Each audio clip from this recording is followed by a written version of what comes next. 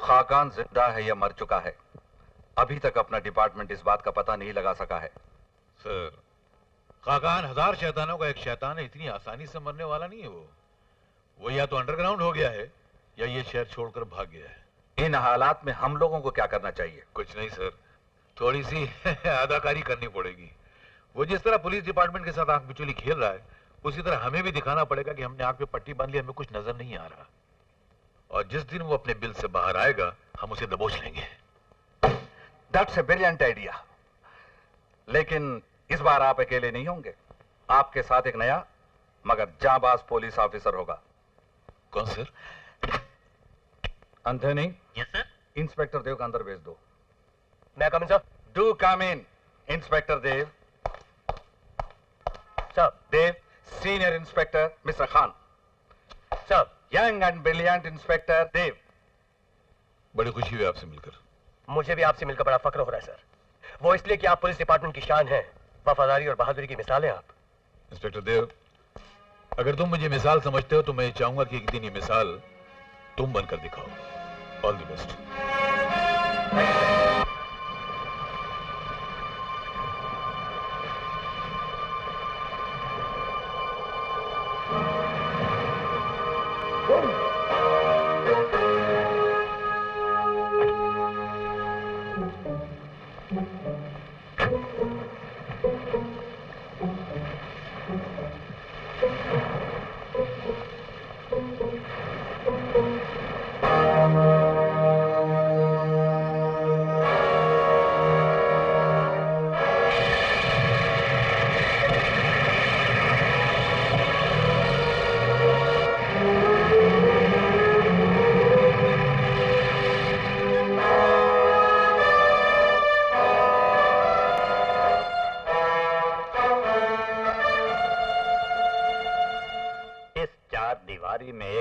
को तसल्ली देने से कुछ नहीं होगा बेटे।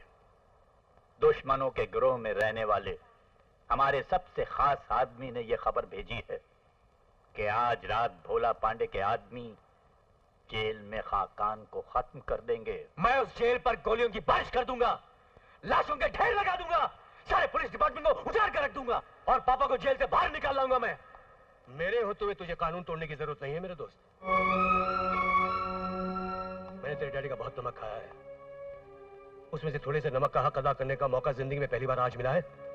अरे अंकल की पहनाई हुई वर्दी आज काम में नहीं आएगी तो कब काम में आएगी? तुझे आंसू बहाने की जरूरत नहीं, क्योंकि मैं जानता हूं कि बाप की मौत के आंसू में कितनी तकलीफ होती है। मैंने बचपन में वो आंसू बहाए हैं, मगर तुझे मैं वो आंसू बहाने नहीं दूंगा। लग गया तीर निशाने पर।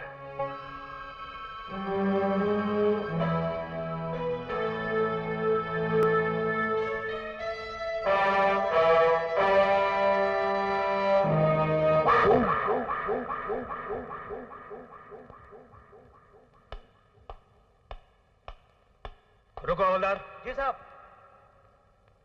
थाली चेक कर लेने दो जी। वो क्या है कि खतरनाक मुजरिमों की थाली में भी कोई चाल हो सकती है। कौन है? अबे उधर क्या देख रहा है, जा अपना काम कर।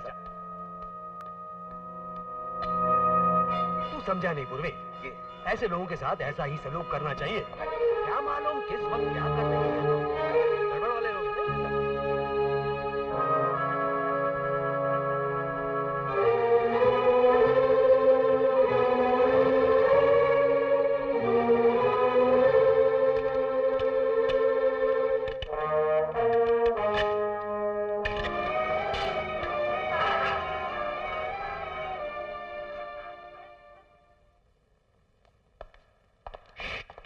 सेल की चाबी वापस अंकल फेंक के बैठे, निकलिए जल्दी। खाकान रुक जाओ, मैं कहता हूं रुक जाओ खाकान। जाओ जल्दी,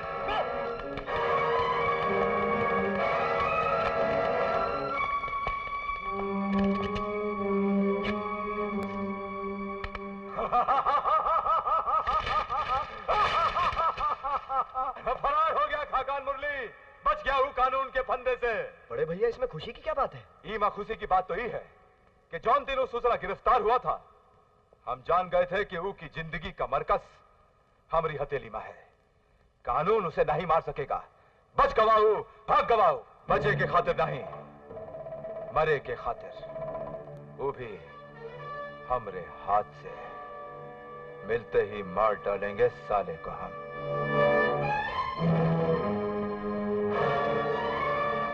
ये दिखने में तो असली गोलियां हैं, मगर फॉरेंसिक रिपोर्ट के मुताबिक इन गोलियों में वो बारूद था जो सिर्फ धमाका कर सकती थी, जख्मी नहीं कर सकती थी। कौन सी गोली सर? ये वो गोलियां हैं जो तुमने खाकान पे चलाई थी। ऐसे कैसे हो सकता है सर? मेरी पिस्तौल में नकली गोली कैसे आ सकती है? जी आई नहीं, लाई गई थी। दोस्ती का हाथ लाया था, यार की यारी लाई थी। जब मैंने इन गोलियों की छानबीन की तो साथ में थोड़ी सी दोस्ती की भी छानबीन कर डाली, तो पता चला कि खाकान का बेटा गौरव तुम्हारे बचपन का दोस्त है। ऐसे दोस्त हैं आप लोग के एक दूसरे के लिए जान की बाजी तक लगा सकते हैं। एक बार उसने तुम्हारी जान भी बचाई थी सुना, और ये भी सुना है कि तुम्हारी माँ उसको अपने सगे बेटे की तरह प्यार करती है। जी तुम फंस तो गए हो, झूठ मत बोलो। दुनिया का कोई कानून तुम्हें बचा नहीं सकता है। जी मैं गौरव को जानता हूँ सर। मैं बैठो बैठो बैठो बैठो। जी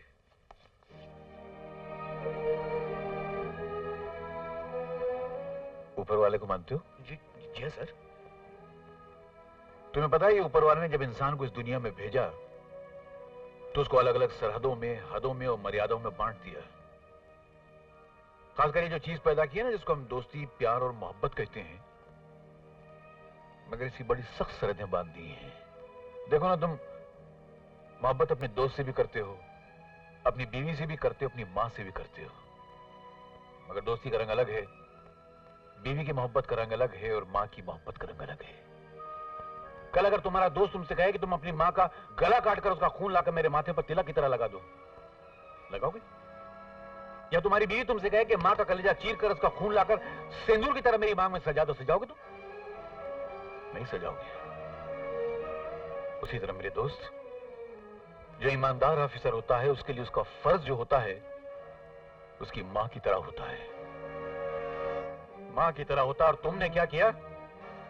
तुमने खंजर लेकर मां के सीने में वो खंजर भोंक दिया और उसका खून लेकर अपने दोस्त के माथे पे तिलक लगा दिया। ये जुर्म है, गुनाह है, ऐसा गुनाह है जिसकी कहीं माफी नहीं है, न इस दुनिया में न उस दुनिया में।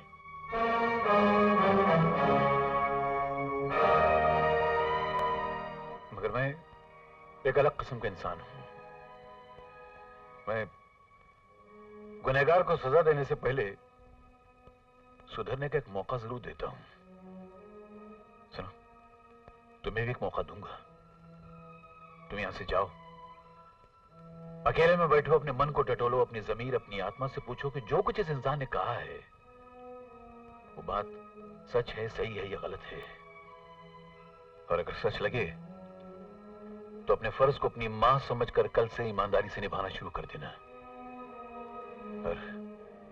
और अगर लगे कि मैंने बकवास की है तो मेरी बात को ठुकरा देना और इस वर्दी को निकाल के फेंक देना। फैसला तुम्हारे हाथ में है। जाओ जाओ।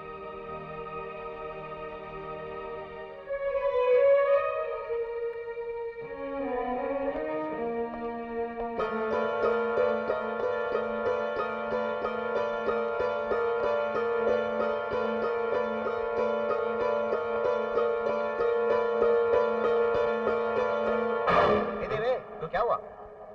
क्या हुआ? क्या हुआ? कुछ क्या नहीं हुआ? यार, छोड़ यार, ये तो हाँ? कुछ नहीं। तू जा, खामा का मुझे नसीहत दे रहा था।